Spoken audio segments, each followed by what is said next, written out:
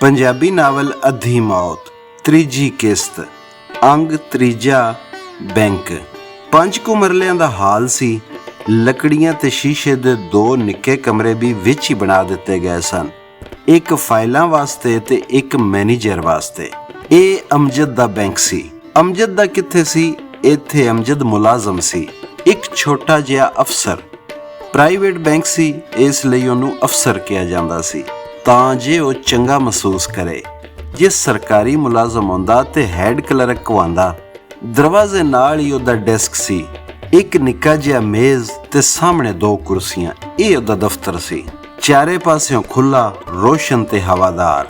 ਉਹਦੀ ਕੁਰਸੀ ਨਾਲ ਇੱਕ ਗਮਲਾ ਪਿਆ ਸੀ ਜਿਹਦੇ ਵਿੱਚ ਇੱਕ ਡੰਡਾ ਖਿਲਾਰ ਕੇ ਉੱਤੇ ਮਨੀ ਪਲਾਂਟ ਛੜਾਇਆ ਗਿਆ ਸੀ ਤਾਂ ਜੇ ਚੰਗਾ ਅਸਰ ਪਵੇ। ਉਹਦੇ ਤੇ ਪਵੇ ਨਾ ਪਵੇ, ਉਹਦੇ ਕਸਟਮਰਾਂ ਤੇ ਜ਼ਰੂਰ ਪਵੇ, ਮਤਲਬ ਬੈਂਕ ਦੇ ਕਸਟਮਰਾਂ ਤੇ। ਉਹਦਾ ਕੰਮ ਸੀ ਲੋਕਾਂ ਨੂੰ ਘੇਰ ਘਾਰ ਕੇ ਬੈਂਕ ਵਿੱਚ ਉਹਨਾਂ ਦੇ ਅਕਾਊਂਟ ਖੁਲਵਾਉਣਾ, ਉਹਨਾਂ ਨੂੰ ATM ਤੇ ਕ੍ਰੈਡਿਟ ਕਾਰਡ ਬਣਵਾ ਕੇ ਦੇਣਾ, ਤਕਰੀਬਨ ਜ਼ਬਰਦਸਤੀ, ਤੇ ਉਹਨਾਂ ਨੂੰ ਬੈਂਕ ਤੋਂ ਕਰਜ਼ਾ ਲੈਣ ਤੇ ਕਾਇਲ ਕਰਨਾ। ਹਰ ਮਹੀਨੇ ਉਹਦਾ ਆਡਿਟ ਹੁੰਦਾ ਸੀ। ਜੇ ਉਹ ਇੱਕ ਖਾਸ ਮਿਕਦਾਰ ਤੋਂ ਘੱਟ ਬੰਦਿਆਂ ਨੂੰ ਘੇਰ ਸਕਿਆ ਹੁੰਦਾ ਤੇ ਉਹਦੀ ਫਾਈਲ ਉੱਤੇ ਲਾਲ ਲਕੀਰ ਵੱਜ ਜਾਂਦੀ। 2 ਮਹੀਨੇ ਮੁਸਲਸਲ ਲਾਲ ਲਕੀਰ ਉਹਦੀ ਨੌਕਰੀ ਲਈ ਜਾਨਲੇਵਾ ਸਾਬਤ ਹੋ ਸਕਦੀ ਸੀ। ਇਸ ਲਈ ਉਹ ਹਰ ਵੇਲੇ ਕਿਸੇ ਜੰਗਲੀ ਜਾਨਵਰ ਦੀ ਤਰ੍ਹਾਂ ਚੁਕੰਨਾ ਰਹਿੰਦਾ, ਸ਼ਿਕਾਰ ਦੀ ਤਲਾਸ਼ ਵਿੱਚ। ਪਰ ਇਸ ਮਹੀਨੇ ਉਹਦਾ ਟਾਰਗੇਟ ਪਹਿਲੇ 2 ਹਫ਼ਤਿਆਂ ਵਿੱਚ ਹੀ ਪੂਰਾ ਹੋ ਗਿਆ ਸੀ, ਇਸ ਲਈ ਅੱਜ ਕੱਲ੍ਹ ਉਹ ਚਿੱਲ ਪਿਆ ਕਰਦਾ ਸੀ। ਸ਼ਿਕਾਰ ਆ ਗਿਆ, ਫਸ ਗਿਆ ਤੇ ਵਧੀਆ, ਨਹੀਂ ਤੇ ਖਸਮਾਂ ਨੂੰ ਖਾਵੇ। ਇਹ ਮੈਨੂੰ ਹੁਣ ਪਿਆ ਪਤਾ ਲੱਗਦਾ ਸੀ ਕਿ ਜੇ ਮੈਂ ਚਾਹਾਂ ਤੇ ਲੋਕਾਂ ਦੀ ਸੋਚ ਤੇ ਉਹਨਾਂ ਦੇ ਅਹਿਸਾਸ ਵੀ ਪੜ੍ਹ ਸਕਦਾ ਸਾਂ, ਜ਼ਿੰਦਾ ਲੋਕਾਂ ਦੇ। ਇਹ ਮੈਨੂੰ ਉਸ ਵੇਲੇ ਜਾਪਿਆ ਜਦੋਂ ਅਮਜਦ ਦੇ ਪਿਓ ਨੇ ਉਹਨੂੰ ਗਾਲਾਂ ਕੱਢ ਕੇ ਉਠਾਇਆ ਕਿ ਉੱਠ ਖੋਤੇ ਦਿਆ ਪੁੱਤਰਾ, ਕੰਮ ਤੇ ਜਾ, ਰੋਜ਼ ਲੇਟ ਹੋ ਜਾਣਾ ਹੈ, ਕੱਢਿਆ ਜਾਵੇਗਾ। ਤੇ ਅੱਗੋਂ ਅਮਜਦ ਨੇ ਦਿਲ ਵਿੱਚ ਪਿਓ ਨੂੰ ਜੁਗਤਾਂ ਮਾਰਨੀਆਂ ਸ਼ੁਰੂ ਕਰ ਦਿੱਤੀਆਂ। ਕੱਢਿਆ ਜਾਵਾਂਗਾ, ਜਿਸ ਤਰ੍ਹਾਂ ਆਪੇ ਮੈਨੂੰ ਨੌਕਰੀ ਦਿਵਾਈ ਹੋਵੇ। ਇਸ ਜੋਗੇ ਤੇ ਹੈ ਨਹੀਂ ਕਿ ਬਾਹਰੋਂ ਪੜ੍ਹਾ ਦਿੰਦੇ, ਬਾਹਰੋਂ ਕਿ ਇੱਥੋਂ ਹੀ ਕਿਸੇ ਚੰਗੀ ਯੂਨੀਵਰਸਿਟੀ ਤੋਂ ਪੜ੍ਹਾਉਣ ਜੋਗੇ ਵੀ ਨਹੀਂ, ਤੇ ਗੱਲਾਂ ਕਰਦੇ ਨੇ 2 ਨੰਬਰ ਯੂਨੀਵਰਸਿਟੀਆਂ ਵਿੱਚੋਂ ਪੜ੍ਹੇ ਨੂੰ ਨੌਕਰੀ ਕੌਣ ਦਿੰਦਾ ਏ? ਤੇ ਉਹ ਪੜ੍ਹਾਉਂਦੇ ਵੀ ਕੀ ਨੇ? ਨਾ ਕੁਝ ਪੜ੍ਹਾਉਂਦੇ ਨੇ, ਨਾ ਕੁਝ ਸਿਖਾਉਂਦੇ ਨੇ, ਬਸ ਪੈਸੇ ਲੁੱਟਣ ਦੀਆਂ ਫੈਕਟਰੀਆਂ ਲਾਈਆਂ ਹੋਈਆਂ ਨੇ। ਨਾ ਕੋਈ ਪੁੱਛਣ ਵਾਲਾ, ਨਾ ਗੁੱਛਣ ਵਾਲਾ। ਸਿਫਾਰਿਸ਼ ਤੇ ਅਪੜਦੇ ਅਪੜਦੇ ਉਹ ਗੁਸਲਖਾਨੇ ਅਪੜ ਗਿਆ। ਸਿਫਾਰਿਸ਼ ਬਿਨਾਂ ਵੀ ਕੋਈ ਨੌਕਰੀਆਂ ਲੱਭਦੀਆਂ ਨੇ? ਕੱਢ ਦੇਣਗੇ। ਵੱਡੇ ਮੇਰੇ ਸਾਈਂ ਤੇ ਵੇਖੋ, ਆਪ ਹੀ ਮਰ ਮਰ ਕੇ ਨੌਕਰੀ ਲੱਭੀਏ ਤੇ ਆਪ ਹੀ ਜਰਨੀ ਏ। ਹਰ ਵੇਲੇ ਮੈਨੇਜਰ ਸਾਹਮਣੇ ਖੁਰਕ ਖਾਦੇ ਕੁੱਤੇ ਵਾਂਗ ਪੁੱਛੜੇ ਲਾਂਦੇ ਰਹੋ।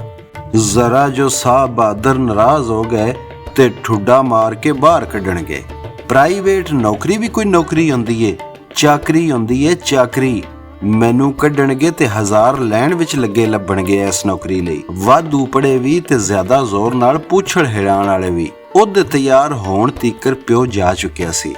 ਬੇਬੇ ਨੇ ਡਾਲਡਾ ਦੇ ਪਲਾਸਟਿਕ ਦੇ ਲਿਫਾਫੇ ਵਾਲੇ ਸਸਤੇ ਘਿਓ ਵਿੱਚ ਤਲਿਆ ਪਰੌਂਠਾ ਤੇ ਦਹੀਂ ਨਾਸ਼ਤੇ ਵੀ ਦਿੱਤਾ, ਨਾਲ ਚਾਹ ਦੀਆਂ ਛੁੜਕੀਆਂ ਲਾਂਦਾ। ਉਹ ਬੇਬੇ ਨੂੰ ਸਾਹਮਣੇ ਬਰਤਨ ਧੋਂਦੇ ਵੇਖਦਾ ਰਿਹਾ। ਬੇਬੇ ਨੂੰ ਪਤਾ ਸੀ ਪਿਓ ਦਾ ਵੇਲੇ ਕਵੇਲੇ ਡਾਂਗ ਫੇਰਦੇ ਰਹਿਣਾ ਉਹਨੂੰ ਚੰਗਾ ਨਹੀਂ ਸੀ ਲੱਗਦਾ। ਹੌਂਦ ਨੂੰ ਤੇ ਉਹ ਡੱਕ ਨਹੀਂ ਸੀ ਸਕਦੀ। ਪੁੱਤਰ ਦਾ ਕੌੜ ਕੱਢਣ ਲਈ ਉਹਦੇ ਸਾਹਮਣੇ ਜਾਣ ਕੇ ਉਹ ਗੱਲ ਛੇੜ ਦਿੱਤੀ, ਪੁੱਤਰ ਸਵੇਰੇ ਸਵੇਰੇ ਉੱਠਿਆ ਕਰ, ਨੌਕਰੀ ਵੇਲੇ ਤੋਂ ਪਹਿਲਾਂ ਅਪੜਿਆ ਕਰ, ਚੰਗਾ ਹੁੰਦਾ ਏ। ਅਮਜਦ ਪਹਿਲਾਂ ਹੀ ਭਰਿਆ ਬੈਠਿਆ ਸੀ। ਬੇਬੇ ਹੁਣ ਤੂੰ ਵੀ ਨਾ ਸ਼ੁਰੂ ਹੋ ਜਾਈਂ, ਪਹਿਲਾਂ ਹੀ ਅੱਬਾ ਮੇਰਾ ਦਿਮਾਗ ਖਰਾਬ ਕਰ ਗਿਆ। ਪਰ ਮਾਂ ਜਾਣ ਕੇ ਉਹਨੂੰ ਕਹਿੰਦੀ ਰਹੀ ਕਿ ਨਹੀਂ ਪੁੱਤਰ, ਪਿਓ ਠੀਕ ਹੀ ਆਖਦਾ ਏ। ਤੇ ਉਹ ਅੱਗੋਂ ਬੋਲਦਾ ਰਿਹਾ ਕਿ ਉਹਦੇ ਲਈ ਕੀਤਾ ਕੀ ਏ, ਤੇ ਮਾਂ ਦਾ ਸੱਜਾ ਆਪਣਾ ਰਜਿਸਟਰ ਭਰਦਾ ਰਿਹਾ। ਬੈਂਕ ਅਮਜਦ ਰੋਜ਼ ਦੀ ਤਰ੍ਹਾਂ 8:30 ਵਜੇ ਹੀ ਅਪੜ ਗਿਆ। ਉਹ ਹਮੇਸ਼ਾ 9 ਵਜੇ ਤੋਂ ਅੱਧਾ ਪੌਣਾ ਘੰਟਾ ਪਹਿਲਾਂ ਹੀ ਬੈਂਕ ਅਪੜ ਜਾਂਦਾ ਸੀ। ਪਿਓ ਦੀਆਂ ਗੱਲਾਂ ਉਹਨੂੰ ਭੈੜੀਆਂ ਤੇ ਲੱਗਦੀਆਂ ਸਨ, ਪਰ ਅੰਦਰੋਂ ਉਹਨੂੰ ਵੀ ਪਤਾ ਸੀ ਕਿ ਉਹ ਕਹਿੰਦਾ ਠੀਕ ਸੀ। ਪਰ ਅਮਜਦ ਨੂੰ ਇਹ ਨਹੀਂ ਸੀ ਪਤਾ ਕਿ ਉਹਦਾ ਪਿਓ ਉਹਦੇ ਨਾਲ ਕੌੜਾ ਨਹੀਂ ਸੀ, ਆਪਣੀ ਬੇਵੱਸੀ ਤੇ ਆਪਣੇ ਨਾਲ ਕੌੜਾ ਸੀ। ਪਿਓ ਨੂੰ ਚੰਗੀ ਤਰ੍ਹਾਂ ਪਤਾ ਸੀ ਕਿ ਉਹਦਾ ਪੁੱਤਰ ਦੁਨੀਆ ਵਿੱਚ ਯਤੀਮ ਹੀ ਹੈ। ਜਿੱਦਾਂ ਪਿਓ ਨਾ ਉਹਨੂੰ ਮਹਿੰਗੀ ਤਾਲੀਮ ਦਿਵਾ ਸਕੇ ਤੇ ਨਾ ਉਹਦੀ ਨੌਕਰੀ ਲਈ ਸਿਫਾਰਿਸ਼ ਕਰਨ ਜੋਗਾ ਹੋਵੇ, ਅੱਜ ਦੀ ਦੁਨੀਆ ਵਿੱਚ ਉਹ ਮੁੰਡਾ ਯਤੀਮ ਹੀ ਹੁੰਦਾ ਹੈ।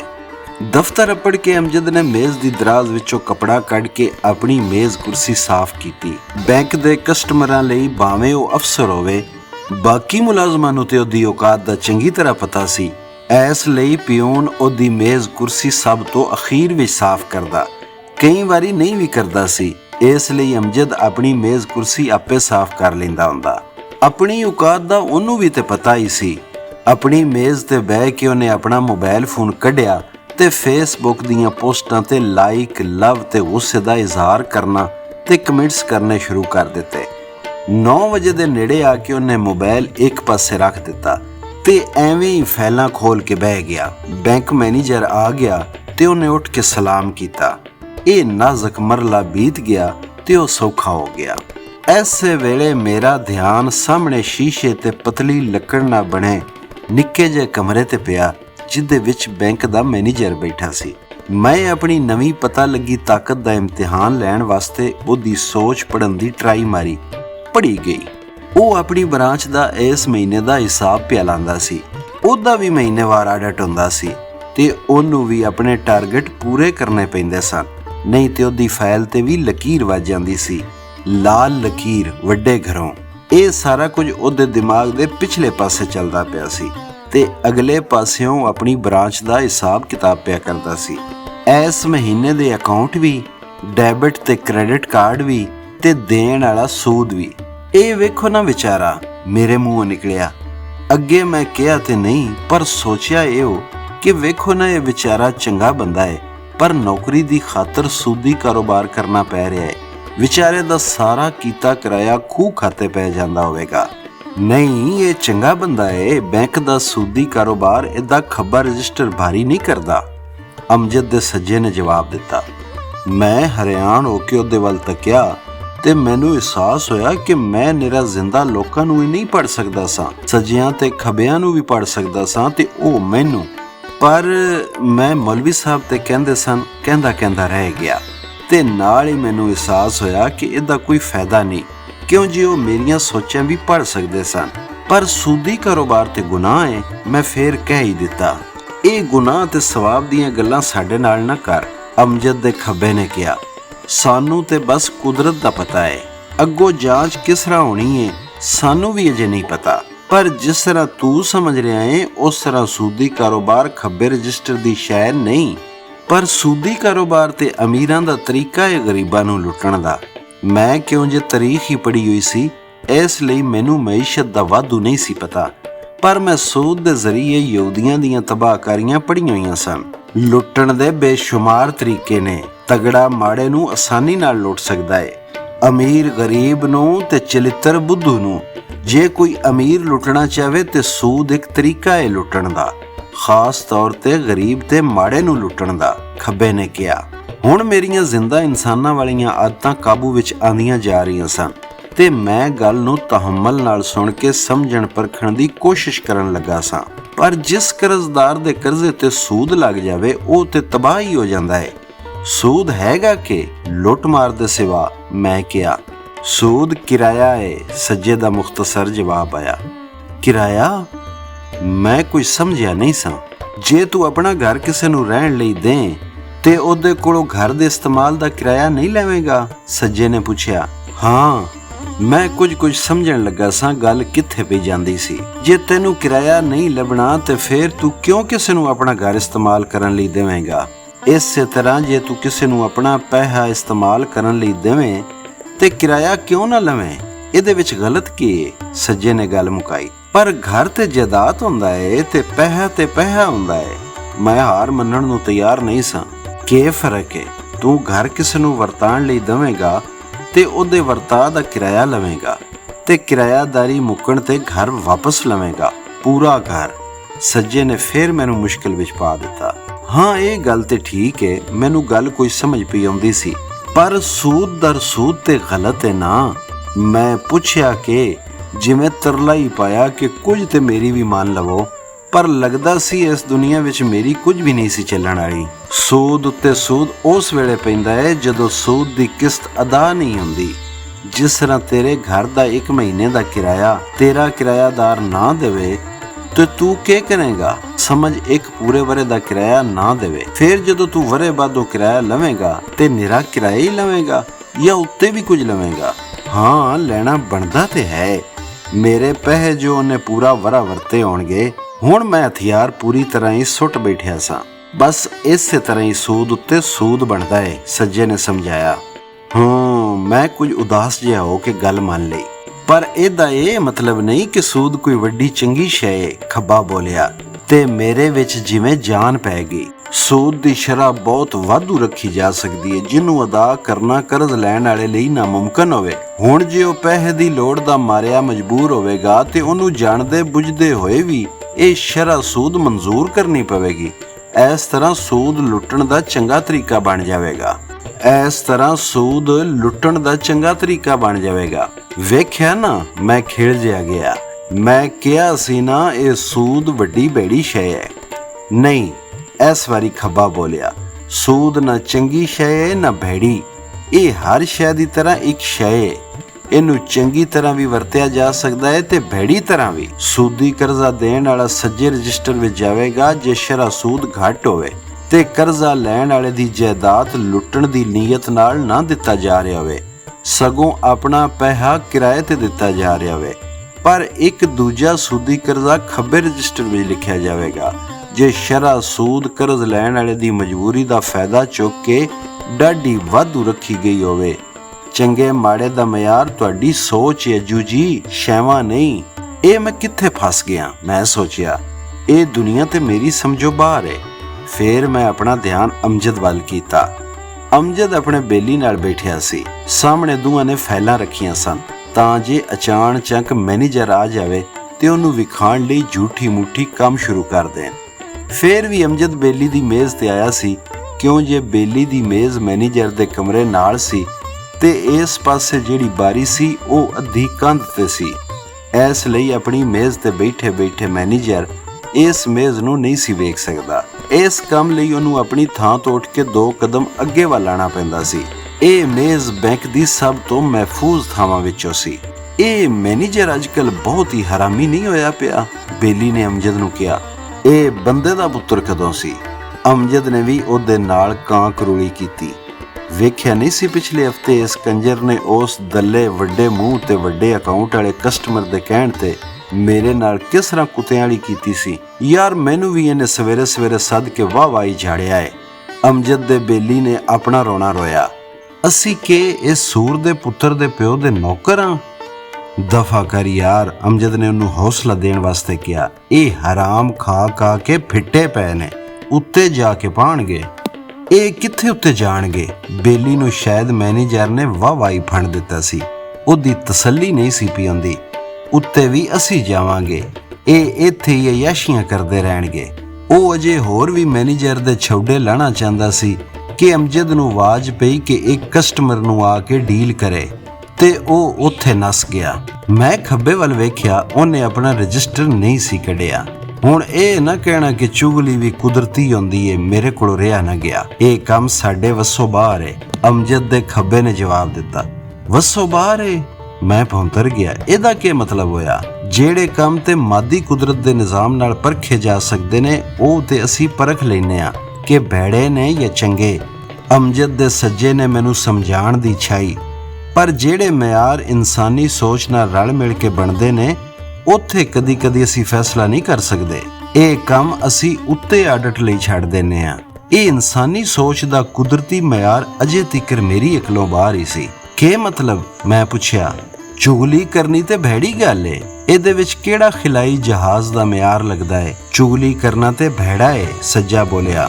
ਪਰ ਜੇ ਕਿਸੇ ਦੀ ਜ਼ਿੰਦਗੀ ਇਸ ਤਰ੍ਹਾਂ ਬਣਾ ਦਿੱਤੀ ਜਾਵੇ ਜਿਸ ਤਰ੍ਹਾਂ ਆਲੂ ਨੂੰ ਹਾਂਡੀ ਵਿੱਚ ਬੰਦ ਕਰਕੇ ਦਮ ਤੇ ਲਾ ਦਿੱਤਾ ਜਾਂਦਾ ਏ, ਤੇ ਫਿਰ ਉਹਨੂੰ ਕੀ ਕਰਨਾ ਚਾਹੀਦਾ ਏ? ਕੀ ਕਰਨਾ ਚਾਹੀਦਾ ਏ? ਮੈਨੂੰ ਗੱਲ ਕੁਝ ਸਮਝ ਤੇ ਨਹੀਂ ਸੀ ਆ ਰਹੀ, ਪਰ ਮੈਂ ਗੱਲ ਟੁਰਨਾ ਚਾਹੁੰਦਾ ਸਾਂ। ਬੁੜਕਣਾ ਚਾਹੀਦਾ ਏ ਜਾਂ ਫਿਰ ਫੀਤੀ ਹੋ ਜਾਣਾ ਚਾਹੀਦਾ ਏ? ਹੋਰ ਕੀ ਇਹ ਹੋ ਰਿਹਾ ਹੈ? ਖੱਬਾ ਬੋਲਿਆ। ਇੱਥੇ ਗਰੀਬਾਂ ਦਾ ਜੀਵਨ ਇੱਕ ਤਬਕੇ ਨੇ ਦਮ ਤੇ ਲਾਇਆ ਹੋਇਆ ਹੈ, ਪਰ ਉਹ ਭੁੜਕਣ ਦੀ ਥਾਂ ਫੀਤੀ ਹੋਏ ਜਾ ਰਹੇ ਨੇ। ਤੇ ਇਹ ਵਾਲੀ ਚੁਗਲੀਆਂ ਇਸ ਤਰ੍ਹਾਂ ਨੇ ਜਿਸ ਤਰ੍ਹਾਂ ਜ਼ਬਾ ਹੁੰਦੀ ਭੇਡ ਦੀਆਂ ਚੀਕਾਂ। ਮੈਂ ਖੱਬੇ ਵੱਲ ਗੌਰ ਨਾਲ ਵੇਖਿਆ, ਪਰ ਉਹਦਾ ਜਵਾਬ ਆਉਣ ਦੀ ਥਾਂ ਮੰਜ਼ਰ ਬਦਲ ਗਿਆ। ਅਮਜਦ ਦਾ ਮੈਨੇਜਰ ਇੱਕ 5 ਤਾਰਾ ਹੋਟਲ ਦੀ ਲਾਬੀ ਵਿੱਚ ਖਲੋਤਾ ਸੀ। ਇਸ ਤਰ੍ਹਾਂ ਸੀ ਕਿ ਬਸ ਹੁਣੇ ਪਿਸਤੌਲ ਫਾਇਰ ਹੋਵੇਗਾ ਤੇ ਉਹ ਨੱਸ ਪਵੇਗਾ। ਅੱਧਾ ਘੰਟਾ ਇਸੇ ਤਰ੍ਹਾਂ ਖਲੋਤਾ ਰਿਹਾ, ਘੜੀ ਮੁੜੀ ਆਪਣਾ ਫੋਨ ਵੀ ਚੈੱਕ ਕਰਦਾ ਰਿਹਾ, ਪਰ ਕਾਲ ਕਰਨ ਦੀ ਹਿੰਮਤ ਨਾ ਕੀਤੀ। ਅਖੀਰ ਉਹ ਆ ਹੀ ਗਿਆ। ਮੈਨੇਜਰ ਨੱਸ ਪਿਆ। ਜੀ ਆਇਆਂ ਨੂੰ ਸਰ, ਇੱਧਰ ਆਓ, ਮੈਂ ਟੇਬਲ ਬੁੱਕ ਕਰਾ ਕੇ ਰੱਖੀ ਹੋਈ ਏ। ਇਹ ਤੁਸੀਂ ਜ਼ਬਰਦਸਤੀ ਕੀਤੀ ਏ। ਆਉਣ ਵਾਲੇ ਨੇ ਇੱਧਰ ਉੱਧਰ ਵੇਖਦੇ ਕਿਹਾ, ਮੈਂ ਇੱਕ ਵੱਡੀ ਇੰਪੋਰਟੈਂਟ ਮੀਟਿੰਗ ਛੱਡ ਕੇ ਆਇਆ। ਬਹੁਤ ਬਹੁਤ ਸ਼ੁਕਰੀਆ ਸਰ, ਮੈਨੇਜਰ ਨੇ ਕੁਝ ਝੁਕ ਕੇ ਕਿਹਾ। ਅਸਲ ਵਿੱਚ ਇਹ ਬੈਂਕ ਦੀ ਪਾਲਿਸੀ ਹੈ ਕਿ ਅਸੀਂ ਆਪਣੇ ਵੱਡੇ ਕਸਟਮਰਾਂ ਨਾਲ ਮੇਲ ਮੁਲਾਕਾਤ ਰੱਖੀਏ। ਤੁਹਾਡੀ ਮਿਹਰਬਾਨੀ ਹੈ ਕਿ ਤੁਸੀਂ ਮੇਰੀ ਬੇਨਤੀ ਤੇ ਇਹ ਖਾਣੇ ਦੀ ਦਾਵਤ ਕਬੂਲ ਕਰ ਲਈ ਹੈ। ਮੇਰੇ ਰੀਜਨਲ ਮੈਨੇਜਰ ਸਾਹਿਬ ਵੀ ਤੁਹਾਡੇ ਬਾਰੇ ਅਕਸਰ ਪੁੱਛਦੇ ਰਹਿੰਦੇ ਨੇ। ਰੀਜਨਲ ਮੈਨੇਜਰ ਅਸਗਰ ਹੀ ਹੈ ਨਾ? ਕਸਟਮਰ ਨੇ ਟੇਬਲ ਤੇ ਬੈਠਦਿਆਂ ਪੁੱਛਿਆ। ਜੀ ਜੀ ਸਰ, ਮੈਨੇਜਰ ਫੇਰ ਝੁਕ ਗਿਆ। ਉਹਨਾਂ ਮੈਨੂੰ ਦੱਸਿਆ ਸੀ ਤੁਸੀਂ ਇਕੱਠੇ ਸਕੂਲੇ ਪੜ੍ਹਦੇ ਰਹੇ ਹੋ। ਕਸਟਮਰ ਨੇ ਕੋਈ ਜਵਾਬ ਨਾ ਦਿੱਤਾ, ਮੈਨੂ ਫੜ ਕੇ ਖਾਣਾ ਪਸੰਦ ਕਰਦਾ ਰਿਹਾ। ਮੈਨੇਜਰ ਨੇ, ਜਿਹੜਾ ਕੁਰਸੀ ਦੇ ਬੰਨੇ ਤੇ ਇਸ ਤਰ੍ਹਾਂ ਬੈਠਿਆ ਹੋਇਆ ਸੀ ਜਿਸ ਤਰ੍ਹਾਂ ਕਾਂ ਬਨੇਰੇ ਤੇ ਬਹਿੰਦਾ ਹੈ, ਛੇਤੀ ਨਾਲ ਇਸ਼ਾਰਾ ਕਰਕੇ ਬੈਰੇ ਨੂੰ ਆਰਡਰ ਲੈਣ ਲਈ ਸੱਦ ਲਿਆ। ਆਰਡਰ ਕਰਕੇ ਕਸਟਮਰ ਨੇ ਪੜ੍ਹਨ ਵਾਲੀ ਐਨਕ ਲਾ ਕੇ ਮੇਜ਼ ਤੇ ਰੱਖ ਦਿੱਤੀ। ਹਾਂ, ਅਸੀਂ ਸਕੂਲ ਵਿੱਚ ਪੜ੍ਹਦੇ ਸਾਂ, ਵੱਖਰੀਆਂ ਜਮਾਤਾਂ ਸਨ, ਪਰ ਵਾਹ ਵਰਿਆਂ ਬਾਅਦ ਮੁਲਾਕਾਤ ਹੋਈ ਤੇ ਟਾਂਕਾ ਆੜੀ ਗਿਆ। ਫਿਰ ਪੁਰਾਣੀਆਂ ਯਾਰੀਆਂ ਤੇ ਜੀਵਨ ਵਿੱਚ ਕੰਮ ਆ ਹੀ ਜਾਂਦੀਆਂ ਨੇ। ਜੀ, ਮੈਨੇਜਰ ਨੇ ਅਦਬ ਨਾਲ ਕਿਹਾ। ਬਿਲਕੁਲ ਐਸੇ ਤਰ੍ਹਾਂ ਹੁੰਦਾ ਹੈ ਸਰ। ਕੁਝ ਦੇਰ ਗੱਲਾਂ ਹੁੰਦੀਆਂ ਰਹੀਆਂ ਇੱਧਰ ਉੱਧਰ ਦੀਆਂ। ਫਿਰ ਕਸਟਮਰ ਕੰਮ ਦੀ ਗੱਲ ਤੇ ਆ ਗਿਆ। ਮੇਰਾ ਮੁੰਡਾ ਬਾਹਰੋਂ ਮਾਰਕੀਟਿੰਗ ਪੜ੍ਹ ਕੇ ਆਇਆ ਹੈ, ਮੈਂ ਚਾਹੁੰਦਾ ਉਹਨੂੰ ਤੁਹਾਡੇ ਬੈਂਕ ਵਿੱਚ ਨੌਕਰ ਕਰਾ ਦਿਆਂ। ਕਸਟਮਰ ਨੇ ਪਾਣੀ ਦਾ ਗਿਲਾਸ ਫੜਦੇ ਕਿਹਾ। ਜੀ ਸਰ। ਮੈਨੇਜਰ ਕੁਝ ਪਰੇਸ਼ਾਨ ਜਿਹਾ ਹੋ ਗਿਆ। ਉਹ ਸੋਚੀ ਪੈ ਗਿਆ ਸੀ ਕਿ ਇਹ ਕਸਟਮਰ ਉਹਨੂੰ ਕੀ ਕੰਮ ਕਹਿ ਰਿਹਾ ਹੈ। ਉਹ ਤੇ ਆਪ ਹਰ ਮਹੀਨੇ ਆਪਣੀ ਨੌਕਰੀ ਵਾਹ ਔਖਾ ਹੋ ਕੇ ਬਚਾਉਂਦਾ ਹੈ। ਉਹ ਕਿਸ ਤਰ੍ਹਾਂ ਕਸਟਮਰ ਦਾ ਪੁੱਤਰ ਨੌਕਰ ਕਰਾਏਗਾ? ਕਸਟਮਰ ਨੇ ਉਹਦੀ ਪਰੇਸ਼ਾਨੀ ਪਛਾਣ ਲਈ। ਮੇਰਾ ਮੁੰਡਾ ਅਮਰੀਕਾ ਦੀ ਸਭ ਤੋਂ ਵਧੀਆ ਯੂਨੀਵਰਸਿਟੀ ਤੋਂ ਪੜ੍ਹ ਕੇ ਆਇਆ ਹੈ ਤੇ ਮੈਂ ਤੇਰੇ ਰੀਜਨਲ ਮੈਨੇਜਰ ਨਾਲ ਵੀ ਗੱਲ ਕਰ ਲਈ ਏ। ਉਹ ਐਪਲੀਕੇਸ਼ਨ ਅਪਰੂਵ ਕਰ ਦੇਵੇਗਾ। ਤੈਨੂੰ ਤੇ ਮੈਂ ਬਸ ਇਸ ਲਈ ਕਹਿ ਰਿਹਾ ਵਾਂ ਕਿ ਤੂੰ ਕੋਈ ਇਤਰਾਜ਼ ਵਗੈਰਾ ਨਾ ਲਾਈ ਤੇ ਫਟਾਫਟ ਕੇਸ ਉੱਤੇ ਘੱਲ ਦੇਈਂ। ਬਾਕੀ ਗੱਲ ਮੇਰੀ ਹੋ ਚੁੱਕੀ ਏ। ਮੈਨੇਜਰ ਦੇ ਸਾਹ ਵਿੱਚ ਸਾਹ ਹੈ। ਜੀ ਸਰ, ਤੁਸੀਂ ਫਿਕਰ ਹੀ ਨਾ ਕਰੋ, ਮੈਂ ਵਧੀਆ ਜੀ ਰਿਕਮੈਂਡੇਸ਼ਨ ਲਿਖ ਕੇ ਉਸ ਵੇਲੇ ਕੇਸ ਅੱਗੇ ਤੋਰ ਦਿਆਂਗਾ। ਖਾਣੇ ਦੇ ਬਾਅਦ ਮੈਨੇਜਰ ਕਸਟਮਰ ਨੂੰ ਉਹਦੀ ਗੱਡੀ ਤੀਕਰ ਛੱਡ ਕੇ ਆਇਆ। ਉਹਦੀ ਗੱਡੀ ਦਾ ਬੂਹਾ ਹੱਥੀਂ ਬੰਦ ਕੀਤਾ ਤੇ ਉਸ ਵੇਲੇ ਤੀਕਰ ਉੱਥੇ ਹੀ ਖਲੋਤਾ ਰਿਹਾ ਜਦੋਂ ਤੀਕਰ ਗੱਡੀ ਹੋਟਲ ਦੇ ਗੇਟ ਤੋਂ ਬਾਹਰ ਨਾ ਨਿਕਲ ਗਈ। ਮੈਂ ਉਹਦੇ ਦਿਮਾਗ ਵਿੱਚ ਝਾਤੀ ਮਾਰੀ। ਪਿਛਲੇ 10 ਮਹੀਨਿਆਂ ਵਿੱਚ 2 ਵਾਰੀ ਉਹਦੇ ਟਾਰਗੇਟ ਪੂਰੇ ਨਹੀਂ ਸਨ ਹੋਏ ਤੇ ਉਹਦੀ ਫਾਈਲ ਤੇ ਲਾਲ ਲਕੀਰ ਵੱਜਣੀ ਵਾਲੀ ਸੀ। ਉਹਨੇ ਘਾਬਰ ਕੇ ਕਸਟਮਰ ਨੂੰ ਤਰਲਾ ਪਾਇਆ, ਜਿਨੇ 2 ਵਾਰੀ ਆਪਣੇ ਦੂਜੇ ਅਕਾਊਂਟਾਂ ਵਿੱਚੋਂ ਪੈਸੇ ਕਢਵਾ ਕੇ ਉਹਦੀ ਬ੍ਰਾਂਚ ਵਿੱਚ ਰਖਵਾ ਦਿੱਤੇ ਸਨ। ਨੌਕਰੀ ਦੇ ਪੁਲ ਸਿਰਾਤ ਤੇ ਟੁਰਦੇ ਹੋਏ ਇਹ ਕਸਟਮਰੀ ਉਹਦਾ ਕੁਰਬਾਨੀ ਦਾ ਭੇਡੂ ਸੀ, ਜਿਹਦੇ ਉੱਤੇ ਬਹਿ ਕੇ ਉਹ ਇਸ ਸਵਾਲ ਤੋਂ ਬਰੀਕ ਤੇ ਤਲਵਾਰ ਦੀ ਧਾਰ ਤੋਂ ਤੇਜ਼ ਪੁਲ ਤੇ ਟੁਰੀ ਪਿਆ ਜਾਂਦਾ ਸੀ। ਮੈਨੇਜਰ ਦਾ ਪਿਓ ਇੱਕ ਸਰਕਾਰੀ ਹਸਪਤਾਲ ਵਿੱਚ ਡਾਕਟਰ ਹੁੰਦਾ ਸੀ। ਉਹਨੇ ਪੁੱਤਰ ਨੂੰ ਪੜ੍ਹਾਇਆ ਤੇ ਚੰਗੀ ਯੂਨੀਵਰਸਿਟੀ ਵਿੱਚੋਂ, ਪਰ ਵਲੈਤੋਂ ਨਹੀਂ ਸੀ ਪੜ੍ਹਾ ਸਕਿਆ। ਦੂਜਾ ਮਿਡਲ ਕਲਾਸੀਏ ਸਨ, ਇਸ ਲਈ ਰਿਸ਼ਤੇਦਾਰ ਤੇ ਯਾਰ ਬੇਲੀ ਵੀ ਸਾਰੇ ਮਿਡਲ ਕਲਾਸ ਹੀ ਸਨ। ਉਹਨਾਂ ਵਿੱਚੋਂ ਕੋਈ ਵੀ ਇਸ ਜੋਗਾ ਨਹੀਂ ਸੀ ਕਿ ਉਹਦੀ ਬ੍ਰਾਂਚ ਵਿੱਚ ਪੈਸਾ ਰਖਵਾ ਕੇ ਉਹਦੀ ਨੌਕਰੀ ਬਚਾ ਸਕਦਾ। ਮੈਨੇਜਰ ਇਸ ਕਸਟਮਰ ਦਾ ਦੇਣਦਾਰ ਸੀ। ਮੁੜ ਮੇਜ਼ ਤੇ ਆ ਕੇ ਉਹਨੇ ਬੈਰੇ ਨੂੰ ਬਿੱਲ ਲਿਆਉਣ ਦਾ ਇਸ਼ਾਰਾ ਕੀਤਾ। ਬਿੱਲ ਦੇ ਕੇ ਬਾਹਰ ਵੱਲ ਟੁਰਿਆ ਜਾਂਦਾ ਸੀ ਕਿ ਰਾਹ ਵਿੱਚ ਵਾਸ਼ਰੂਮ ਦਾ ਸਾਈਨ ਵੇਖ ਕੇ ਉਹਦਾ ਜੀ ਕੀਤਾ ਹੱਥ ਧੋ ਲਵਾਂ। ਉਹਨੂੰ ਪਤਾ ਸੀ ਕਿ ਖਾਣ ਦੀ ਕਿਸੇ ਵੀ ਸ਼ੈ ਨੂੰ ਉਹਨੇ ਹੱਥ ਨਹੀਂ ਸੀ ਲਾਇਆ। ਕਾਂਟੇ ਛੁਰੀ ਨਾਲ ਖਾਣਾ ਖਾ ਕੇ ਹੱਥ ਗੰਦੇ ਹੋਣ ਦਾ ਸਵਾਲ ਹੀ ਨਹੀਂ ਸੀ ਉੱਠਦਾ, ਪਰ ਬਾਲਪੁਣੇ ਤੋਂ ਆਦਤ ਸੀ। ਬੇਬੇ ਹਮੇਸ਼ਾ ਖਾਣੇ ਤੋਂ ਪਹਿਲਾਂ ਤੇ ਬਾਅਦ ਹੱਥ ਧੋਣ ਦਾ ਜ਼ਰੂਰ ਆਖਦੀ ਹੁੰਦੀ ਸੀ। ਵਾਸ਼ਰੂਮ ਖਾਲੀ ਸੀ। ਹੱਥ ਧੋ ਕੇ ਉਹ ਉੱਥੇ ਹੀ ਵਾਸ਼ ਬੇਸਨ ਦੇ ਅੱਗੇ ਖਲੋ ਗਿਆ, ਸ਼ੀਸ਼ੇ ਦੇ ਸਾਹਮਣੇ, ਤੇ ਬਿਟਰ ਆਪਣਾ ਮੂੰਹ ਵੇਖਣ ਲੱਗ ਪਿਆ। ਅਥਰੂ ਉਹਦੀਆਂ ਅੱਖਾਂ ਦੇ ਆਲੇ ਦੁਆਲੇ ਭਰੇ ਪਏ ਸਨ, ਜਿਨ੍ਹਾਂ ਨੂੰ ਉਹ ਅੱਖੀਆਂ ਵਿੱਚ ਲੈਣ ਨਹੀਂ ਸੀ ਦੇ ਰਿਹਾ। ਉਹਦੇ ਦਿਮਾਗ ਵਿੱਚ ਕਸਟਮਰ ਦੇ ਅਣਵੇਖੇ ਪੁੱਤਰ ਦੀ ਫਿਲਮ ਵੀ ਚੱਲਦੀ ਸੀ। ਨੌਜਵਾਨ ਗੋਰਾ ਚਿੱਟਾ ਸੋਹਣਾ ਮੁੰਡਾ, ਬ੍ਰਾਂਡਡ ਲੀੜੇ ਪਾਏ, ਨਵੀਂ ਗੱਡੀਆਂ ਵਿੱਚ ਫਿਰਦਾ, ਵੱਡੇ ਘਰਾਂ ਦੇ ਮੁੰਡਿਆਂ ਨਾਲ ਯਾਰੀਆਂ, ਬਾਹਰ ਦਾ ਪੜ੍ਹਿਆ ਸੀ, ਅਮੀਰ ਘਰ ਦਾ ਸੀ, ਨੌਕਰੀ ਤੇ ਲੱਭੀ ਸਮਝੋ। ਵੱਡੇ ਵੱਡੇ ਅਕਾਊਂਟ ਵੀ ਇੱਕ ਇੱਕ ਕਾਲ ਤੇ ਲੱਭ ਜਾਇਆ ਕਰਨਗੇ। 2 ਵਰ੍ਹਿਆਂ ਤੋਂ ਪਹਿਲਾਂ ਉਹ ਮੈਨੇਜਰ ਦਾ ਬਾਸ ਹੋਵੇਗਾ। 16 ਵਰ੍ਹਿਆਂ ਦੀ ਨੌਕਰੀ ਵਿੱਚ ਮੈਨੇਜਰ ਨਾਲ ਇਹ 3 ਵਾਰੀ ਪਹਿਲਾਂ ਵੀ ਹੋ ਚੁੱਕਿਆ ਸੀ। ਮੈਂ ਨਹੀਂ ਦੱਸ ਸਕਦਾ ਮੈਨੇਜਰ ਦੇ ਦਿਮਾਗ ਵਿੱਚ ਕੀ ਪਿਆ ਚੱਲਦਾ ਸੀ, ਕੌੜ, ਗੁੱਸਾ ਜਾਂ ਫਿਰ ਦੁੱਖ। ਮੇਰਾ ਖਿਆਲ ਹੈ ਇਹਨਾਂ ਤਿੰਨਾਂ ਸ਼ੈਵਾਂ ਦੀ ਇੱਕ ਖਿਚੜੀ ਸੀ। ਦਮ ਤੇ ਪਈ, ਮੰਜ਼ਰ ਬਦਲ ਗਿਆ। ਮੈਂ ਮੁੜ ਬੈਂਕ ਵਿੱਚ ਸਾਂ। ਖੱਬਾ ਮੇਰੇ ਵੱਲ ਡੂੰਘੀਆਂ ਅੱਖਾਂ ਨਾਲ ਪਿਆ ਵੇਖਦਾ ਸੀ। ਉਹਦੀਆਂ ਅੱਖਾਂ ਮੇਰੇ ਕੋਲੋਂ ਪਈਆਂ ਪੁੱਛਦੀਆਂ ਸਨ ਕਿ ਹੁਣ ਵਿਖਾਵਾਂ ਤੈਨੂੰ ਅਮਜਦ ਦੀ ਫਿਲਮ, ਉਹਦੀ ਹਾਂਡੀ ਦਮ ਤੇ ਪਈ।